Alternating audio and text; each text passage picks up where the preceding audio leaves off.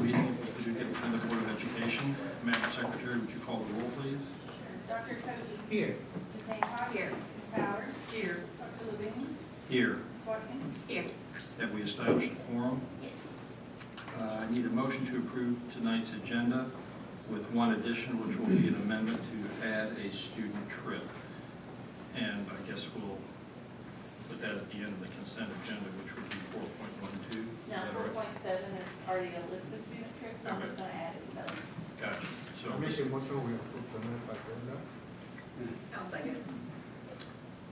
so there's a motion and a second, and I assume that includes the amendment to add the student trip to item 4.7. Call the roll, please. Dr. Cody. Yes. Ms. Hancock. Yes. Ms. Howard. Yes. Dr. Levine. Yes. Ms. Watkins. Yes. If everyone would please rise, would our student board members please in the pledge, please? I pledge allegiance to the flag of the United States of America and to the republic for which it stands, one nation, under God, indivisible, with liberty and justice for all. The first item on our agenda, we're going to hold off on just a second, Troy. We're going to ask Dr. Woodruff and Paducah Middle School to come forward. There's a special recognition that they have for today.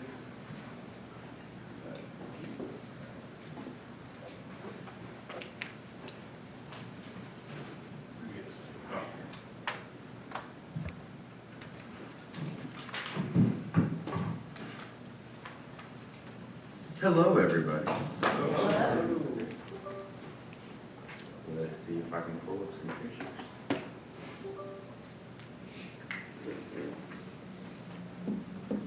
There we go. Okay, I am Dr. Anthony Woodruff. I am the visual arts educator at Paducah Middle School, and I'm having an amazing time and thought I would take the time to share a little bit of what we're doing in the classroom with you.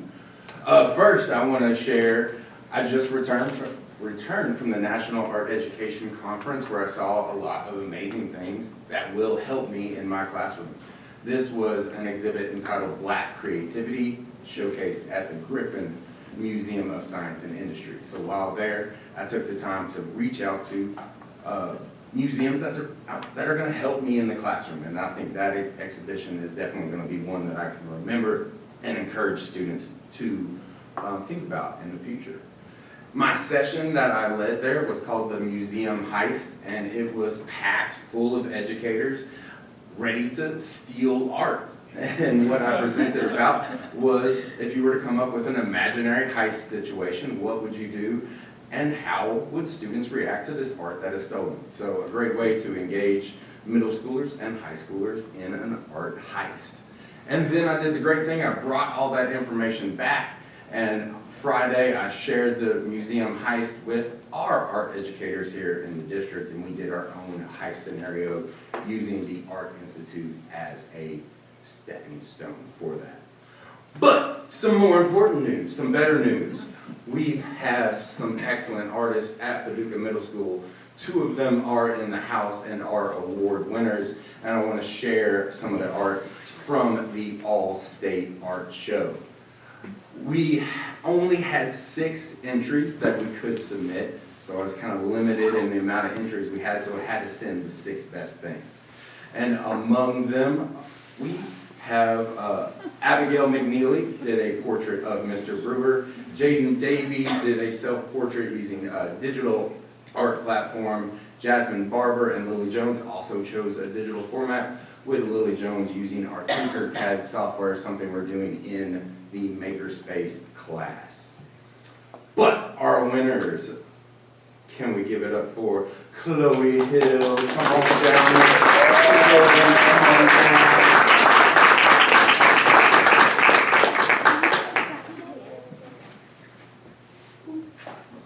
I gave most of Chloe's stuff today at lunch, and she was there at yesterday's reception. Hang out right here, help me out a little bit.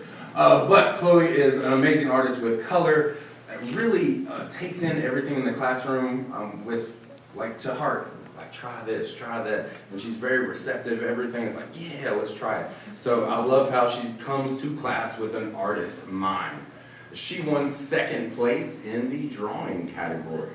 So one more time, Chloe.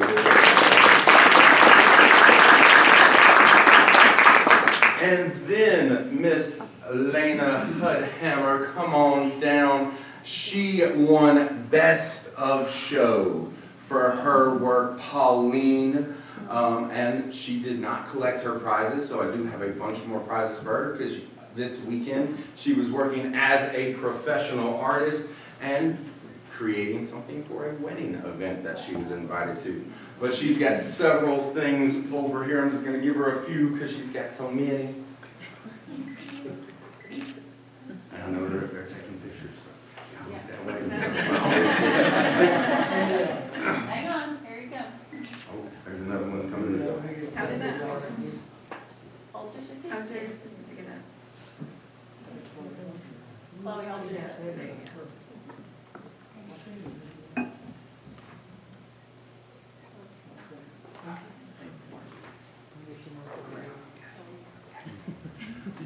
Thank you for that. But we also have things for you. We have things for you. So we have some portraits that students did make, and this was a team of both 6th grade, 7th grade, and 8th grade students. So I'm gonna have these ladies help me pass these portraits out to you as we find. There we go. Oh, and it went backwards. Oh, I'm so sorry. Boom. Chloe, would you take that to Miss Mary Hunter Hancock?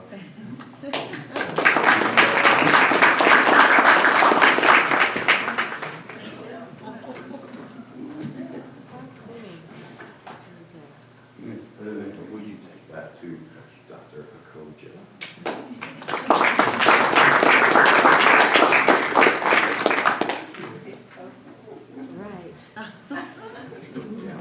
Fine. Chloe, would you take that to Dr. LeBoon? And these are our artists that did that little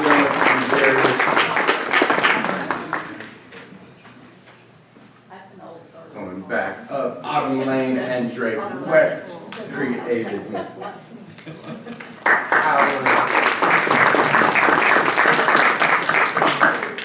And then last but not least, we have Miss Watkins right here by Scarlett and Christian.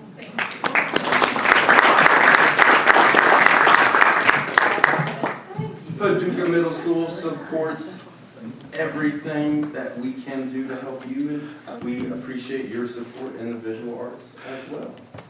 That's all I have. Thank you so much. Dr. LeBoon, could I have y'all gather out in front of the thing there with your portrait so we could get a photo of that?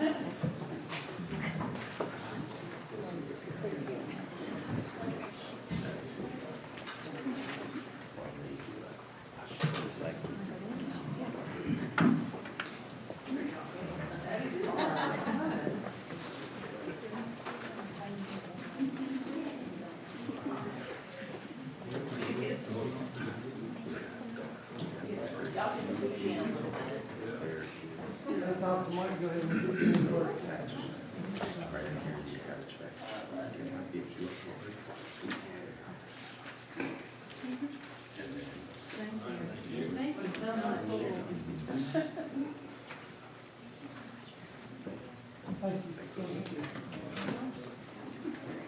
We've had a lot of nice gifts down through the years, coats, cups, a lot of things from the Innovation Hub. This is really special. There we go.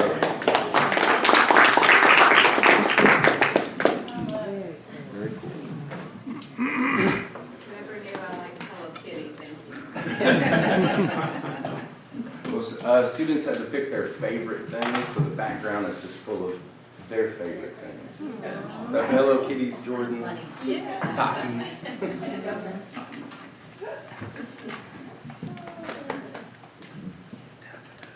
Lots of creativity in the Innovation Hub too. So when you all hit high school, you're going to have a chance to really continue to explore your artistic talents. It's really, really, really special. All right, the next item on our agenda is item 2.1. This is an attendance report. Troy Brott. Dr. Woodruff, just want to say thank you also, because I know what he just presented is a lot of reasons why kids come to school every day. It's exciting to be a part of, and I appreciate that immensely. I couldn't make my attendance report that much exciting. I appreciate it. You've got some good colors I going got on. some color going on. Yeah. Some nice curvatures. Hopefully they're curving in the right direction. Exactly, yeah. All right. Thank you, sir. Thank you. So I am going to be presenting to you month 6 attendance. This includes January 14th through February 11th. So we're right at the height of cold and flu season. So hence you can see a lot of our curves. This is typically what happens in around this time frame. And in spite of some of this downturn that you see in this year, at the end of the conclusion of this report, I do have some really good positives that I want to share with you. Foremost, I want to give kudos to the high school. Got a couple of representatives here from the high school. Let's see, Mr. Dobbins over here. And holding out, though, you can see that at 90.84, not only did they hold in there, I don't know if they just came to school sick or made sure that you took your vitamin C and all that, your airborne stuff. So they held out at 90.84%, so I want to give kudos to them, and if there's some way that we can recognize the middle school, we'd love to do that to show our appreciation for them. You can also see there the cumulative line, that dotted line as it passes through, that's 93.99%. That is up from where we were last year, and as I mentioned last month's meeting, we were going to hold around the 94% mark. So we are true to that at this point right now, and we just closed out month 7 just the other day, so we'll see how we're trending as we continue to move forward. Enrollment, you can see as the year progresses, yes, our enrollment has dropped a little bit. We went down 8 students total. However, during this time frame, we also had 4 graduates, one of those from choices. A total of, just so you kind of get an understanding of this time frame, around 32 withdrawals and 27 enrollments or re-enrollments. So a fair balance going in either direction. And so a little bit of a drop, not anything that I would say that was of significance at this point.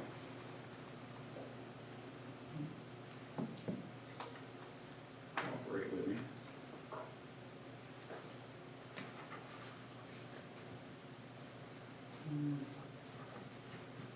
There we go. And then our attendance information, the numbers chart here. What I really want to focus on is if you take a look at the total attendance percent column right there, where I have highlighted the cell there at the top right. The cells that are in white are our current year. The cells that are shaded in gray, those are last year. So just kind of glancing at that, as you go down that column, you can see that we are up 1.45% at McNabb, 1.75% at Morgan, 1.47% at Clark, 1.66% at middle school, 2.22% at Tillman, and 9.92% at Choices compared to last year. So definitely, I know you saw that little bit of a curve in the first graph from the picture that I showed you, but this tells the story of what's actually happening from year to year. We are down 91.37 ADA. I've continued to mention that month to month, and that is primarily due to our enrollment being down in a few of our buildings. Cumulatively, we are down 89 total ADA for the year, and then our attendance percentage cumulatively for right now is 93.99, as I mentioned earlier. So we are holding at that right at 94%. So want to give thanks and praise to all of our principals, our teachers, staff, students, parents. And when you start looking at from last year to this year, it is indicative of a tremendous effort that's being made to make sure kids are at school. Questions for me? Any questions on the board? Any new clever ideas how to get us back up toward 96? Constantly trying to find clever ideas. I do We're think, giving away a car again. I mean, there is that. So. well, that's good. I do think you know, we kind of brought this up last time, but, you know, I've never, in the time I've been on the board, seen choices above 90%, and they were above 90%. 2 months in a row, it dropped to 86.5 this month, but the two before that, so still we're, you know, averaging 90, so the efforts they're putting in to get kids there look like they're paying off. So, you know, some of that work and whatever may be applicable to other schools too. Agreed. So, any other questions from the board? Thank you. Thank you. All right. Item 3.2, this is an item, item 2.2, Student Achievement, Nuclear Energy Education Workforce and Spark Grant. This is Christina McDowell, Innovation Hub.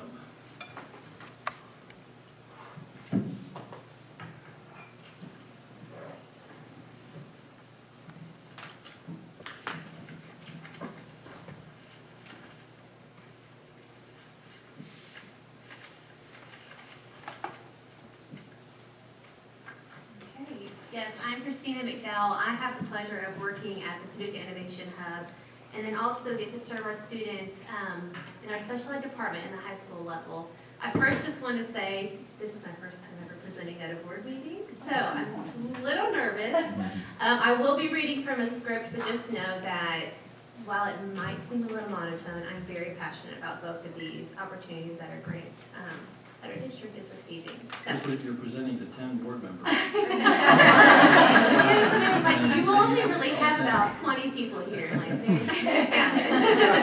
And Dr. Boone, Steve Eversall, our principal, you all know that, the rest of you, if they do, couldn't be here tonight because it is Take Your Parents to Work Day for Chicago Bulls. And so I'm glad we have Christina. She'll do a much better job than Mr. Eversall. Just tell them that. I'm Already have. Okay. So yes, I'm very excited. As you all know, that I have started in elementary and then recently moved the last year and a half to high school, and never did I think that I could be as equally passionate about what we're doing at this level because of our community. And so these two grants that we're going to share tonight are really going to change the way that our students get to see opportunities in our community. So, I'd like to share two exciting opportunities that will directly benefit Paducah Public Schools and our students. First, the West Kentucky Education Co-op was awarded $1.9 million nuclear energy workforce, also known as the NEW grant.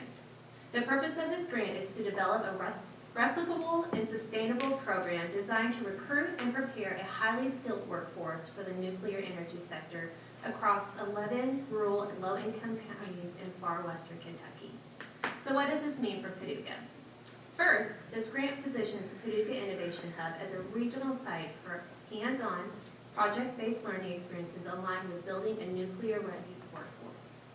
Grant funds will allow students from across the region to come to the hub to participate in learning experiences. This grant will also provide updated technology and equipment for the Innovation Hub Makerspace, allowing us to expand opportunities for students to engage in advanced STEM learning.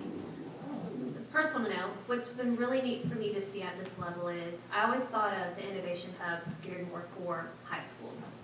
Throughout my personal experience with my own children and walking and seeing 8th grade students here, it's really across the whole district. And so this grant will be really exciting for us to also include in Makerspace more of the goals that we're working towards, with allowing all of our students to have an awareness of the nuclear partnership that we'll have. At the middle school level, Paducah Middle will receive 12 Paxton Patterson STEM modules, along with professional development for teachers to support implementation.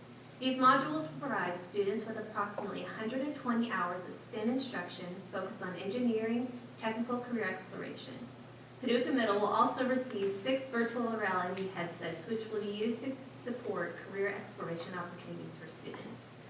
I had the pleasure last year of having my office in a classroom, and I got to see students come in every afternoon with their virtual headsets on. And the door, I would be at that side of the wall, and they would be up here acting like they're going to hit me with the VR headset. So the students really grasped with those, and so it's exciting to see that not only will we get to do it at the high school, we'll also get to start that with middle school and hopefully more with the elementary level as well. Additionally, Our elementary and middle school students will receive professional development and career through the Social Institute to establish a digital citizen program. This goal is for students to understand early on with the power of internet comes great responsibility. Many careers in the nuclear sector require security clearance, so helping students build strong digital habits early is an important part of preparing them for the future opportunities. Finally, funding this will also provide districts to visit colleges and universities, helping students explore pathways connected to energy, engineering, and technical careers, which we already did that last week or 2 weeks ago, where we took a group of students to West Kentucky Community Technical Center, and the students got to do a tour of the campus, and then we followed it with going to Bacon Farmer Workman, where they got to see and talk to the engineers that work on these projects. In addition to the new grant, our district was also selected to participate in the Kentucky Department of Education supporting post-secondary achievement and resources for Kentucky students with disability, also known as the SPARK grant. Paducah Public Schools was one of the only 20 districts in the state selected to receive this grant with an award of $75,000. The purpose of this grant is to strengthen transition services for students with disabilities, helping ensure that they are prepared for employment, post-secondary education, and independent living after graduation. Last Friday was probably one of my favorite days I've ever had in my career, and I'll try not to get emotional about this, but it was a way for us to all come together and really put an emphasis on the students that sometimes are left and forgotten about. And so, using these funds, we were able to partner with Kentucky Department of Education and resources provided through this grant to plan and implement a district-wide professional development day focused on transition services. During this professional learning opportunity, we brought together state and community partners to provide training on important transition topics, including Medicaid waivers, guardianship and legal considerations, family advocacy resources, evidence-based learning practices that support students as they move from school to adulthood. As part of the day, our staff participated in a bus tour to all 3 Easter Seals West Kentucky facilities, where we were able to see firsthand the services and programs available in our community that support individuals with disabilities. Also left out that we got to do a dance party. So moving forward, we plan to use the Spark Grant funds to host a transition parent night to help families learn what available community and state resources are there for them, provide additional professional development opportunities for staff, support summer work experiences for students along with the guidance of an employment specialist, purchase transition assessments that will help better identify students' strengths, interests, and career goals. So together with the new grant and the Spark grant, strengthen our work across the district, preparing students for high-demand careers while also ensuring that every student has a clear and supportive pathway to success after graduation. These partnerships position Paducah Public Schools and Paducah Innovation Hub as both leaders in the workforce development and transition services across Western Kentucky. Thank you.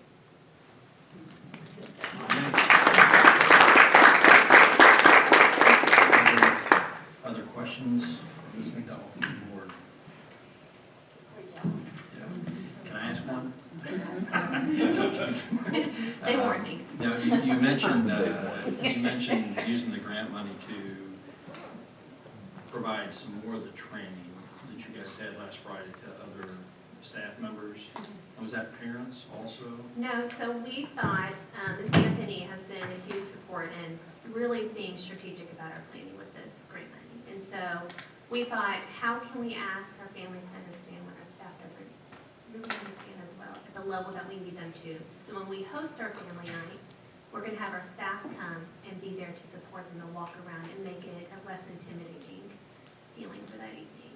Oftentimes we find where our families just truly don't even understand the level of these resources. I mean, it's life-changing. Some of these waivers that these students could receive take 10 years to 20 years of a waiting list. And so really these conversations have to happen in preschool and elementary level. And while we tried, and Ms. Anthony has worked with Ms. Lewis at Head Start, we're still finding students who are moving in, they just have never made it to the wait list. I see that a lot in medicine where people, they have an need now, and you identify it, and it's pretty obvious, you know, that you need to get something provided, but then, and I'm not talking about the medical side, but I'm talking about financial or transportation or housing or whatever, but then connecting them to that service is cumbersome and difficult, and not everybody navigates it the same way, or is able to navigate it the same way. So having that kind of training for people, knowing what the services are, and figuring out how to streamline their access to those services, I think it's Very fantastic. exciting. Yeah, good. Thank you. Any other questions, comments from the board? Dr. Scheidler? Yeah, can I add, and you might want to comment in on this, or Mr. Black? The Department of Energy grant that we have right now is, just to update you all on our project-based or project legal aid type, or inquiry-based, whichever way you say that, but open-ended problem solving that's happening in 4th and 7th grade around energy, clean energy and electricity. The makers, with a solar field, construction will start soon. The new grant provides those same type of opportunities in 4th and 7th grade around nuclear energy. And we'll be doing that at the makerspace for our middle school, but also there are 11 other school districts in western Kentucky, so that's another 14 middle schools that will be coming here for that programming. And so the projections we're looking at, I mean, the reality is it's a 1.5 to 1.8 billion with the B investment between global laser enrichment and General Matters, which is several hundred construction jobs, and then roughly 700 jobs that you have to have L clearance to work at the Department of Energy site in West Paducah. So I think that's why the curriculum on how to be a good digital citizen, that we have the ability to achieve that L clearance. And those aren't all just, engineering jobs or technician jobs. They're businesses, so there's accountants and all kinds of other pieces that you see in that. So I think it's very strategic, and we're very lucky to be a part of it and host it. And I would say too, Ms. Anthony is very, very passionate about our children in Spark Grant, and we wouldn't be here without what she's done in that world. And so, thank you. Ms. McDowell, you probably agree with that too, especially part of her. Great job, y'all. Thank you. Thank you.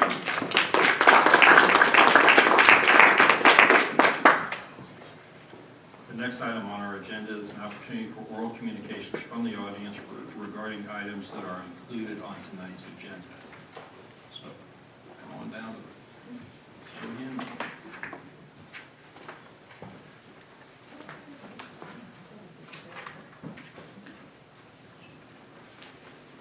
Please tell us your name. Sarah Stewart Holland. I am the mother of a junior and freshman at Tillman and a 5th grader at Clark Elementary School. I was going to do off agenda, but since you asked for solutions to the attendance problem, that made me an agenda item. I'm coming before the board to present the petition I started online to change the start times for Paducah Public Schools. We're really past the point where the science on school start times is emerging. That's over. It's settled. The science on school start times is clear. The American Academy of Pediatrics for several years has advised school districts to not start middle or high school students any earlier than 8 a.m. Asking a teenager to come to school, wake up between 6 a.m. would be the equivalent of asking us to get up at 3 a.m. every day. During puberty, their circadian rhythms shift biologically. You can talk to teachers who will tell you they lay their heads down, they sleep during class, and that is not only just bad for them physically, but it manifests in all kinds of ways within the school system. Attendance. Most school districts that shift their school start times to 8 a.m. or later see a 3 to 4% increase in attendance, which is what you just asked for from Troy Brock to get us back to 96 or 97%. So attendance is a dramatic positive impact. Academic improvement in both reading and math scores have shown a dramatic improvement for school districts that lengthen the start time to 8 a.m. or later. There's a huge mental health connection with the start times, And I know I presented all this to the board, so I went ahead and got a petition that I'll present. I'm sorry that the names and stuff are so short. But I got over, just with one simple Facebook post, I got over 60 signatures from faculty and staff within the district, parents within the district. Yeah. Yeah, oh, I bet they're very interested. And, you know, I know that there was, maybe conversation about like community listening sessions, but the school year at this point is gonna be over before we know it. I would love the school board to commit to some sort of formal review so that we're not just in constant discussion about this. I think the kids are highly invested. I know my son, who's gonna be a senior, so it's probably too late for him, my oldest one. But I've talked to lots of parents in the middle school. That's an incredibly difficult transition to taking a kid to 6th grade and moving their wake-up time an hour back. And again, it's just, the evidence is clear. It's not good for them. It manifests in bad attendance, in tardies, in behavior, in depression, anxiety, bad grades. Like, I'm begging the school board to take some action on this issue, because I think it would have a lot of positive impact on all the things that we say are a priority for Paducah Public Schools. Thank you.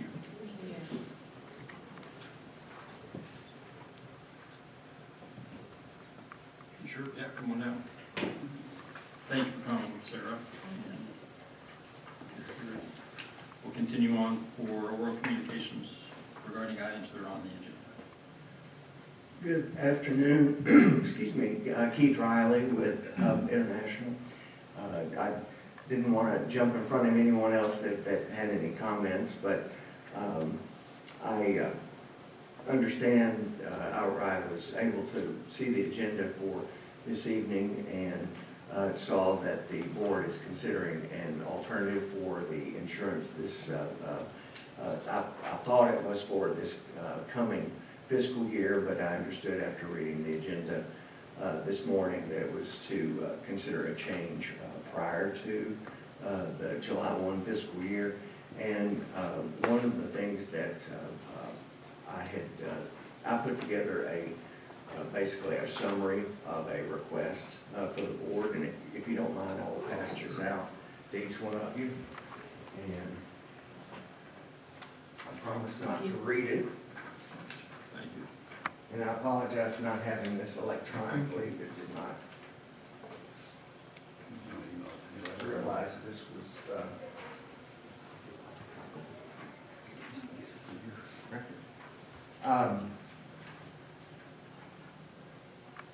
I'm not going to read this to you specifically, but I did want to point out, make a few comments about them as you are deliberating or considering a move with the insurance program. And this is for the property and liability insurance, is my understanding. Excuse me. What I am, I'm not here to persuade or try to convince you not to consider a self-insurance pool that has been presented and what I understand is being considered. But I am asking you respectfully to delay the decision until closer to the July fiscal year, which is the renewal. And I'll explain a little bit of my rationale behind that. First thing, last week I was able to sit in on or watch it. It's actually a replay on YouTube of there was the Department of Insurance was asked to provide a presentation for a superintendent's workshop. One of the things, or they were specifically asked to present to the superintendents because of a lot of discussion around the self-insurance pool. Because as you all know, insurance costs, especially on the property side, as well as the liability, have been increasing significantly over the last number of years. And so a new self-insurance pool was created, my understanding, 2 years ago. And so the Department of Insurance provided their, basically some guidance and considerations for school boards to consider. And again, I won't read this, but I do think it's important to comment that from the Department of Insurance, their comments were that although they did not take a position, should you or should you not participate in the self-insurance group, they did take a position that there is significant exposure and significant risk when you self-insure. And I've broken this down into the top boxes, the comments from the Department of Insurance. And just, I'll summarize that by saying, the risk is you're pooling your assets with other school districts that are participating in this group self-insurance pool in order to fund the claims that you, as well as the other pool members have. The pool, in turn, does purchase insurance for those claims, but ultimately, what the department's position was is that, but you do have to be careful, because making an educated entry into a pool, you do have risk that's associated with that. Just because the premium that's been quoted, there could be assessments if there are shortfalls due to a financial shortfall of the pool. So if enough premiums are not charged, there's not funds to pay those claims, and or the insurance is not available that the pool pays, that each individual school could be assessed. One thing they did point out, the School Board Association had a pool a number of years ago. In 2013, it did go bankrupt, and the members of that, the Kisbet Association, for those of you that were involved back in 2013, were assessed, excuse me, $48.5 million. Now that's from the Department of Insurance. That's not my experience. That's from the department.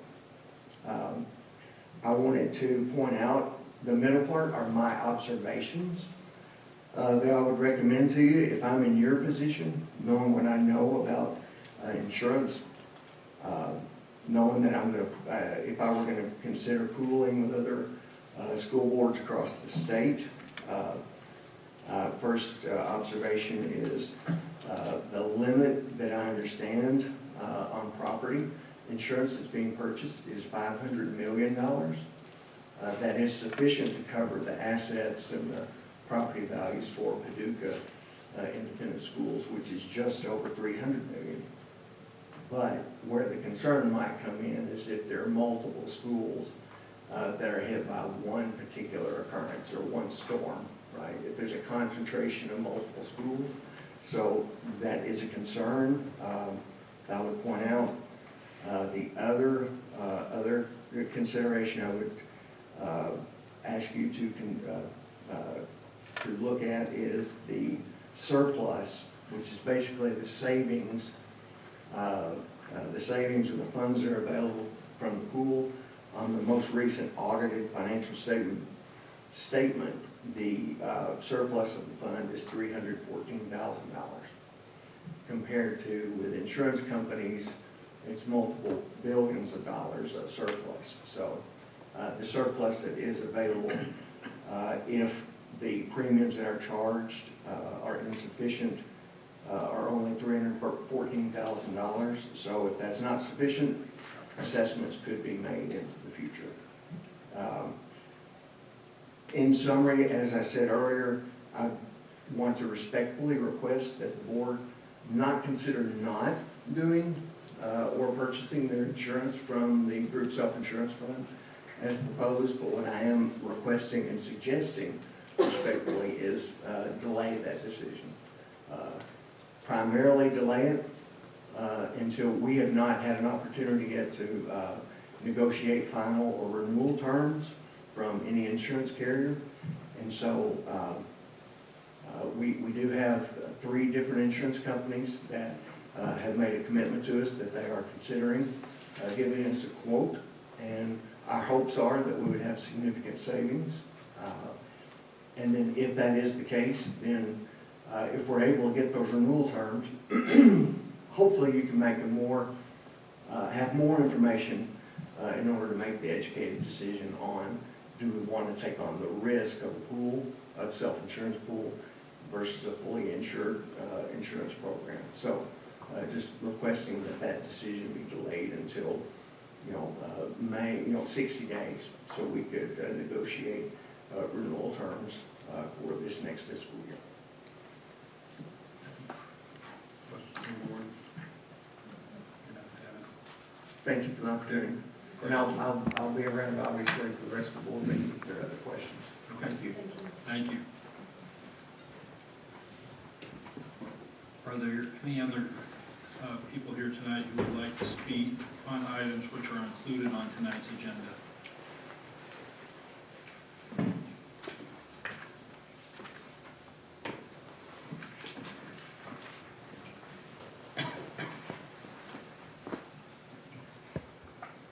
Good evening. My name is Nazaya. I'm a part of African American Leadership Club and Student Education Advisory Council. Good evening. My name is Abraham Diaz Rodriguez. We come as representatives of African American Leadership Club and Student Education Advisory Council, and we're just kind of going to talk about our events that have happened and upcoming events for African American Leadership Club. First, we would like to give a big thanks to the board members that attended and the Laboon family for giving a platinum sponsor. We're extremely grateful for that. And that will be funding for our HBCU trip that's coming up in October during fall break. And, well, any questions about that Black History presentation that you guys may have? No question, just a comment. It was phenomenal. Yeah, it was Great wonderful. job. Thank you so much. I love the whole aspect of it, the character role-playing and the students. I love the fact when the students got up there to play their character, everybody was supportive of their efforts to display the variety of talents and skills that were demonstrated, and I particularly loved the step team at the end.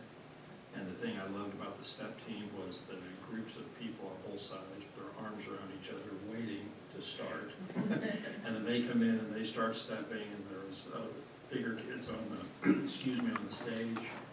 And you had your faculty members singing and participating as well. And so there was representation from each school in our district, all ages in our district, and, the combination of faculty and students I thought was wonderful. And I've asked Shonda for a video of it, but we haven't found one yet. But it was really neat to see. And the woman who runs the STEP program is a social worker at Paducah Middle. I'm blanking on her name. Yeah. And, but she, I think from some other intelligence I got after this, kind of put this together in the last couple of weeks. And so it was really neat to see somebody have a vision for something and get the people in the other schools to be able to do their part to pull that off. So I just thought that was great. I think Ms. Holloway deserves a big thank you from everybody, and especially African American Leadership Club and the Student Education Advisory Council. She makes everything possible for us, and we are all extremely grateful for everything she does for us. Thank you. Yeah. Now we will move on to Student Education Advisory Council. We have a forum that is coming up the 18th, and this forum will not more so be about topics that are hard-hitting or deep. This will more be a fun and exciting forum. Crafts and arts will be available. We'll have games outside, like field day. And this is just to help out the student body since the year is coming to an end. And we know that finals and exams will be coming up. And I think students deserve a break from all these things, and especially with so much stress that comes with this, I think this will be a great opportunity for the students to get that time out and have a little bit of a break. Do you have the time for that? That would be on the 18th, 9 to 11. Okay, I will be talking about the Student Leadership Conference that's coming up on April 3rd. This is the second one that Ms. Hollowell is hosting. We invited over 40 schools. The last one, we had 150 students, and we're striving for 200 students this time. From the surrounding regions around us, we invited them, and then the 8th grade forum on April 22nd. Yeah, that is so something that we have to talk about. That will be talked about in the upcoming Student Education Advisory Council meeting that is Thursday. We still have not decided about the topic, but that will be decided too. Well, yeah, I think that is all. It's just a short list of things that we're doing forward. There's also another thing I forgot about. Is just kind of what the student survey that we gave out, what they talked about. For the forum that we had, like I'm pretty sure, excuse me, I'm so sorry. It's time to get up. Yes, there was a survey that we gave out at the end of the forum I think it was last month or it was like 2 months ago, I'm not exactly sure. What we definitely saw was the students are definitely passionate about things that they talked about. And I think what we're doing is hearing them out and giving them the opportunity to be heard. And that may not be an opportunity in the classroom. And I think this is mostly what our objective has been for all the time that Student Education Advisory Council has been a thing, is to give that student body a voice and lend them an ear, and let them talk about their feelings or things that are going on in the world in the present day. So is this a written survey, or was this your, the data that you're talking about here? Was it a mailed out survey, or was this all just from verbal discussion at the forum? We give this survey out at the end of all of our forums. It's just so we can know, like, what did they dislike about the forum, like about the forum. We just want to hear them out more. Is that information that's just for you guys? Or is that information that can be shared with the board? Yeah.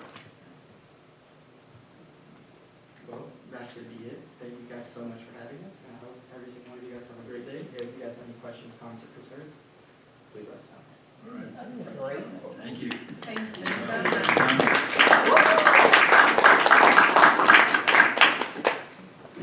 Dr. Boone, Ansley, I'd like to speak. Absolutely. Thank you.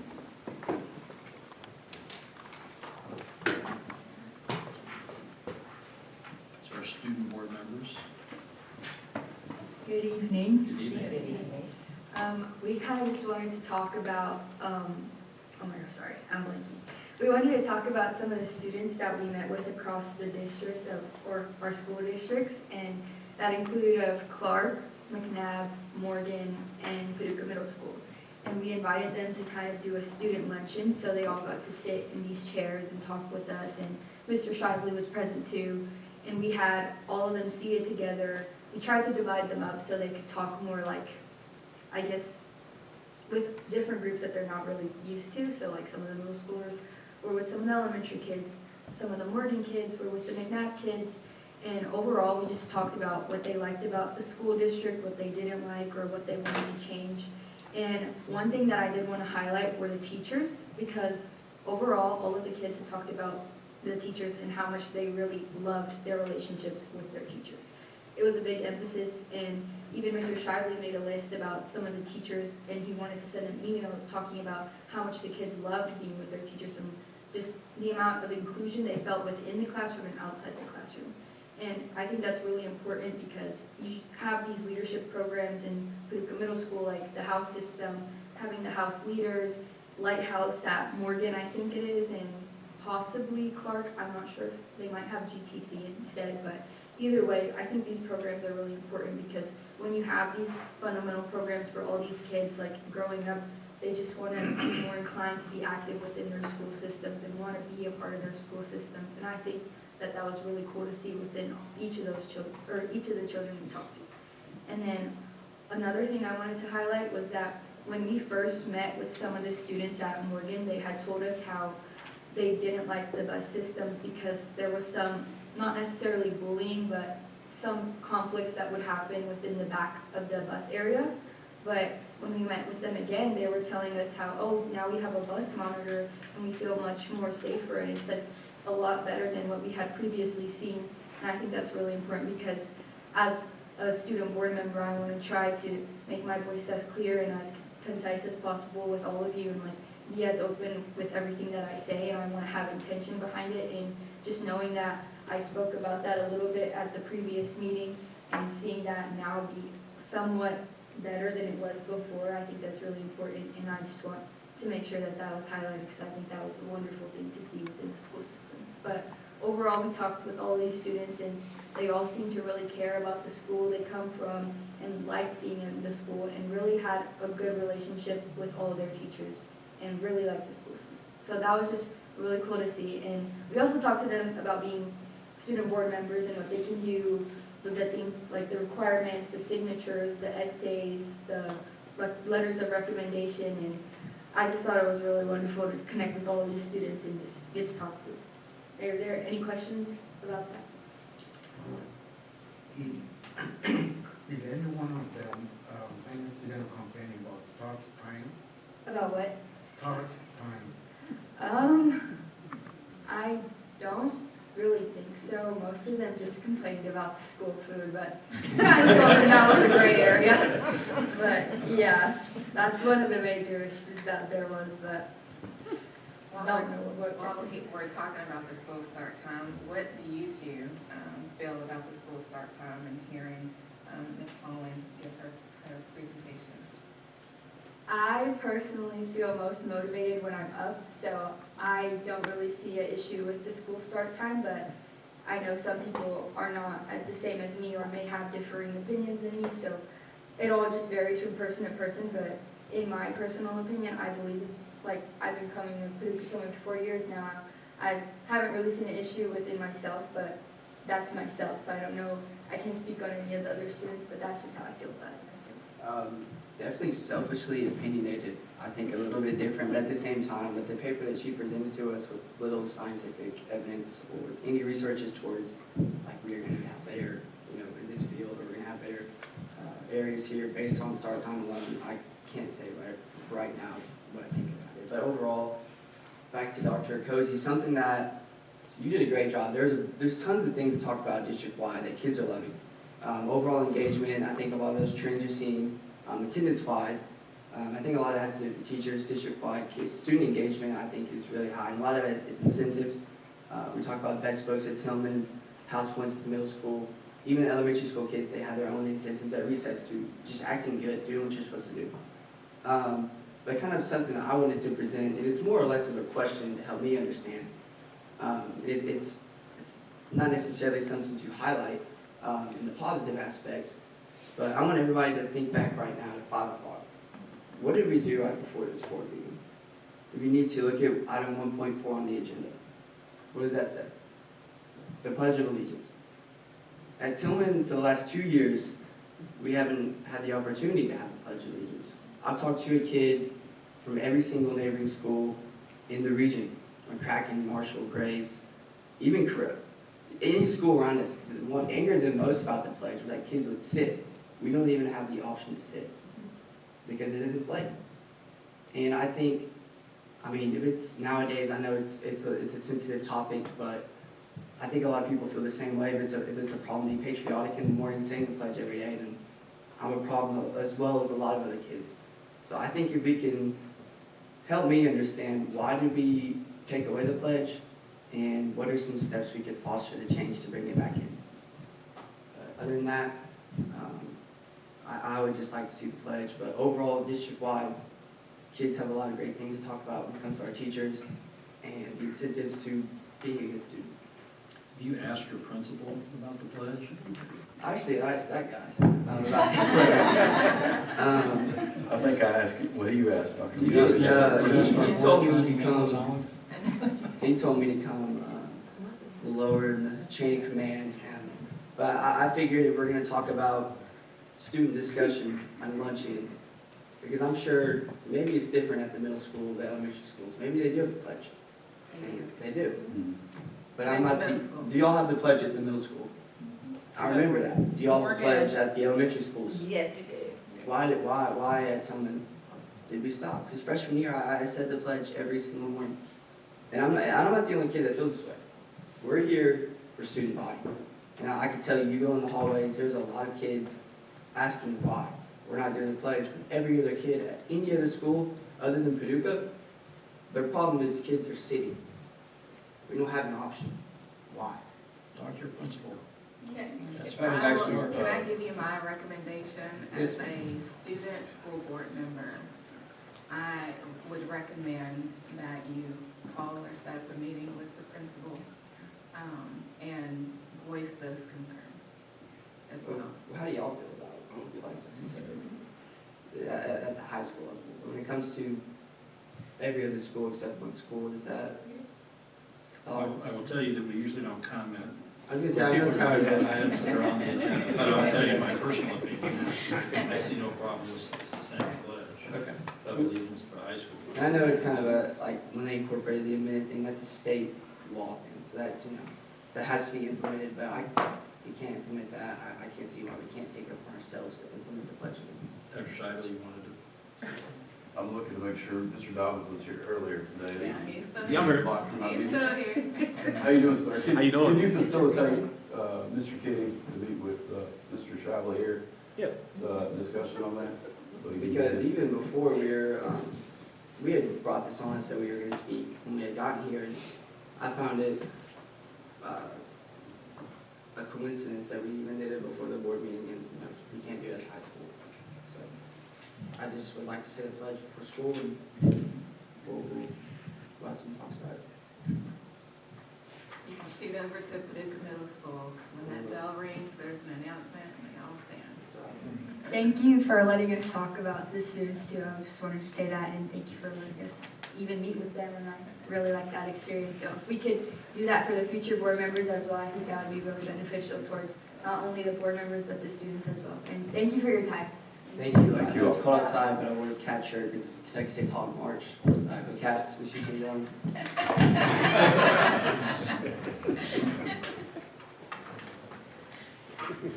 Are there any other audience members here tonight that would like to speak on something that's on the agenda or something that's not on tonight's agenda?